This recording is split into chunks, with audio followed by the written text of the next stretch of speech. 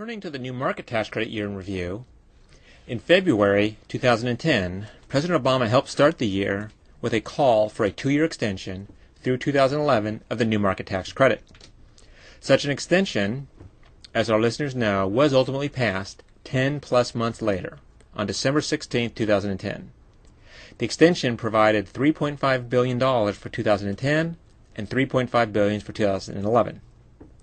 In April, the 2010 new market tax credit allocation availability, or notice of allocation availability, was released, with an NMTC application deadline of June 2, 2010. The CDFI fund ultimately received 250 applications for the 2010 allocation round. That's the same number submitted in 2009. However, the amount of allocation authority requested in 2010 increased by $1 billion to $23.5 billion, that being over the previous year. During 2010, the market for qualified equity investments, QEIs, has remained robust. Through the first 3 quarters of calendar year 2010, more than $3.1 billion in QEIs had been raised. That surpasses the total raise for all of 2009, $2.8 billion, and is approaching the $3.73 billion raised in 2008. Also during 2010, the IRS released 2 bits of guidance that were quite helpful to the new market tax credit community.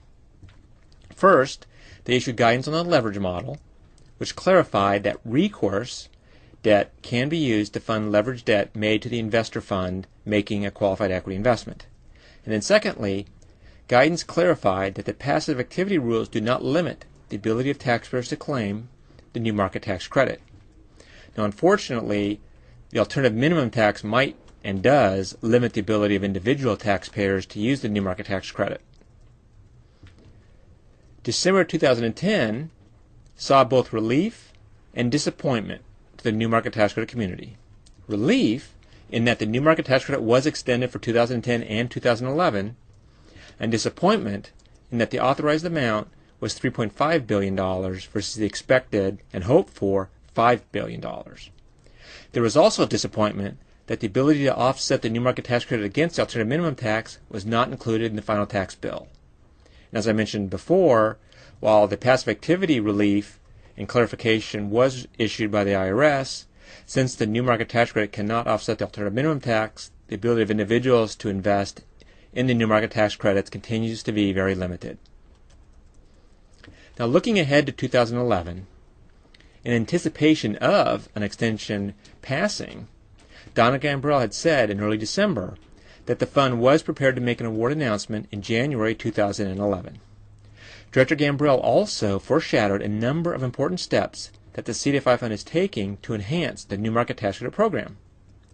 For example, as I discussed in last week's podcast, the Urban Institute is conducting a comprehensive multi-year evaluation of the new market tax credit program.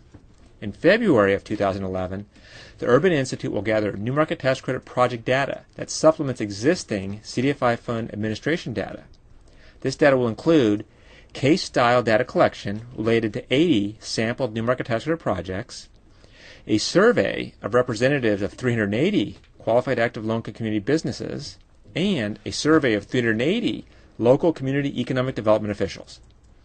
Director Gambrell says the CDFI fund expects the report to be completed by the fall of 2011. In addition, Director Gambrell said the CDFI fund has been working with the Treasury Department and the Internal Revenue Service to propose several new measures to expand support for the new market tax credit program. Most recently, the CDFI fund worked with the IRS to try and determine whether the IRS regulations can be modified to encourage more investments in operating businesses. And we do expect something to be coming from this sometime soon. We just don't know how quickly we'll reach that period of time. We don't know what soon means.